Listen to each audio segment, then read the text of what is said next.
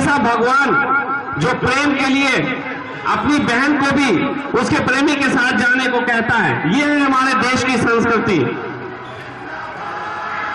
निश्चित ही उस महाभारत के रचयिता कृष्ण को हम सब भूले नहीं होंगे अभी, लेकिन एक बात भूल जाते हैं कि इसी भारत में उनकी सभी बातों को बिना किसी लाग लपेट के, बिना किसी दुराव के खुल के लिखा, सारी बातें स्पष्ट लिखी। यदि उन्होंने किसी को धोखे से मरवाया तो लिख दिया, यदि उन्होंने स्त्रियों के वस्त्र चुरा के स्त्रियों का शरीर देखना चाहा तो लिख दिया।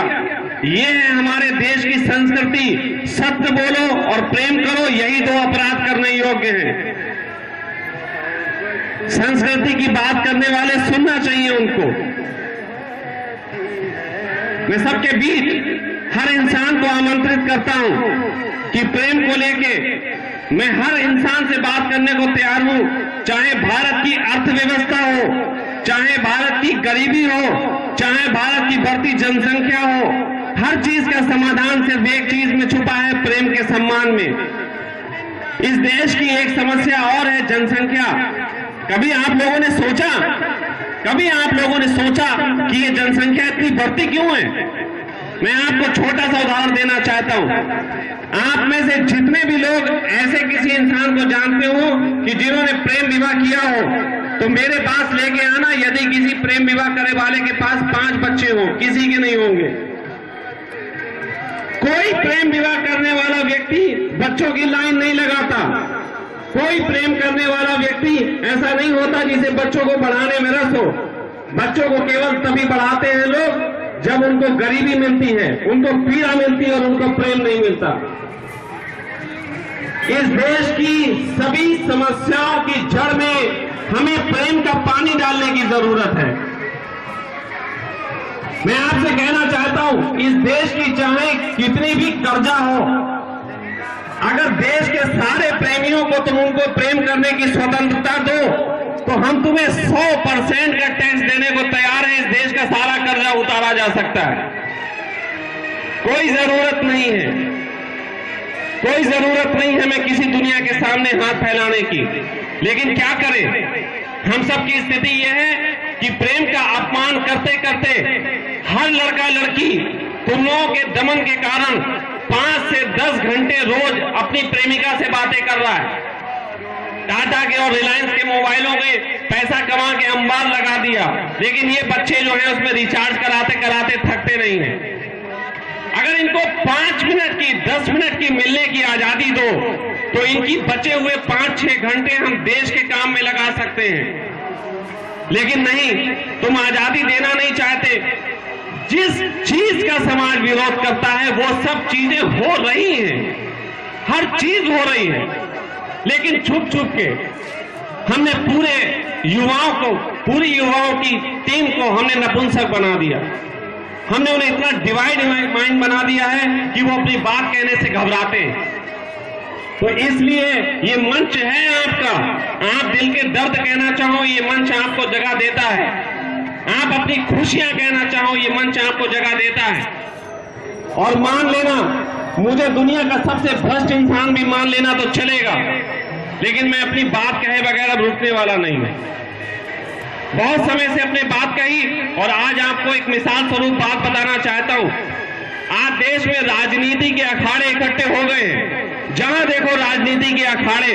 लेकिन मैं आपसे कहता हूं, अगर सारे प्रेमी इकट्ठे हो जाएं तो क्या इतना बड़ा दल किसी का होगा? बताओ, जवाब दो। आज जो कांग्रेस की सरकार देश पे शासन करती है, आपको मालूम है उसके पास कितने वोट मिले थे? पिछले इलेक्शन में कांग्रेस को केवल 11 करोड़ वोट मिला था। केवल 11 करोड़ वोट से वो 125 करोड़ लोगों पे जो है अपना राज्य करती है। और जो पार्टी विपक्ष में बैठी है भाजपा, उसको केवल 5 करोड़ वोट मिला था। मैं आपसे जानना चाहता हूं, इस देश में कितने युवा हैं? 125 करोड़ लोगों में 60% युवा हैं। इसका मतलब लगभग 70 करोड़। और 70 करोड़ में कोई भी शायद ऐसा नहीं होगा जिसका कहीं प्रेम संबंध ना हो या उसके दिल में किसी के लिए प्रेम की चाह ना उठती हो। अगर ये 70 करोड़ लोगों में से भी 20% भी जग जाए तो 14 करोड़ होते हैं और इस देश में प्रेम का राज्य होगा। लेकिन सब अपने छुपे बैठे हैं, इसलिए बात हो नहीं पाती। बहुत आजकल टीवी पे हर विषय पे वोटिंग कराई जाती है। अगर यहाँ न्यूज रिपोर्टर मौजूद है तो वो मेरी बात सुने और आज जाके शाम को टीवी चैनल पे एक रिसर्च करें कि प्रेमियों की संख्या ज्यादा है या और किसी भी धर्म के लोगों की। तो मैं समझता हूं इतने एसएमएस उनके पास पहले कभी नहीं आए होंगे जितने आज आएंगे। ये पहली बार मैं इस मंच से कह रहा हूं, अब प्रेमियों का अपमान बर्दाश्त नहीं किया जाएगा और जरूरत पड़ेगी तो हम प्रेम पार्टी भी बनाएंगे। इसलिए नहीं बनाएंगे कि हमें राजनीति करनी, हमें इसलिए बनाएंगे कि हम अपने बच्चों को वो समाज दे सकें जहां प्रेम का सम्मान हो। आज मैं आपको एक अपने दिल की बात बताता हूं। मेरी खुद की बेटी 20 साल की है। जब वो 14 साल की उम्र की थी, उसने मुझसे एक प्रश्न किया था। उसने कहा था, पिताजी आप कितनी संपत्ति मेरे लिए छोड़ के जाना चाहते हैं? मैंने कहा था, बेटा क्षमा करो, शायद मैं तुम्हें संपत्ति कुछ ना दे सकूंगा, क्योंकि जो रास्ता मैंने चुना है इसमें संपत्ति नहीं मिलती। लेकिन पूरा प्रयास करूंगा कि तुम्हें एक ऐसा समाज दे सकूं जहां तुम अपने बॉयफ्रेंड के साथ जब सड़क पे निकलो तो कोई तुम पे अश्लील फप्ती ना कसे। ये मैंने अपनी खुद बेटी के लिए कहा है। जो लोग पूछना चाहते हैं क्या तुम अपनी बेटी को सम्मान देते हो, तो मैं कहता हूं मैं अपनी बेटी को सम्मान देता हूं।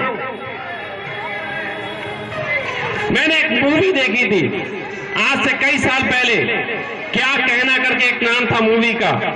उसमें दिखाया गया था कि उसकी जो हीरोइन थी वो शादी से पहले प्रेग्नेंट हो जाती है और उसमें फिल्म में अंत में उसका जो पिता था वो ये स्वीकार करता है कि मैं अपनी बेटी को स्वीकार करता हूं। तो पूरे टॉकीज में तालियां, उस बात पे सबने तालियां बजाई, सिर्फ मैं ही एक इंसान था जो चुप बैठा था। कोई ताली नहीं बजा रहा था, सब ताली बजा रहे थे। लोगों ने मुझसे पूछा, जो मेरे पास में एक मित्र बैठा था, उसने कहा आपने ताली क्यों नहीं बजाई? मैंने कहा इसलिए नहीं बजाई क्योंकि ये जो बात कह रहा है ये मेरे के अंदर कहने का साहस है और इन सब के अंदर नहीं है।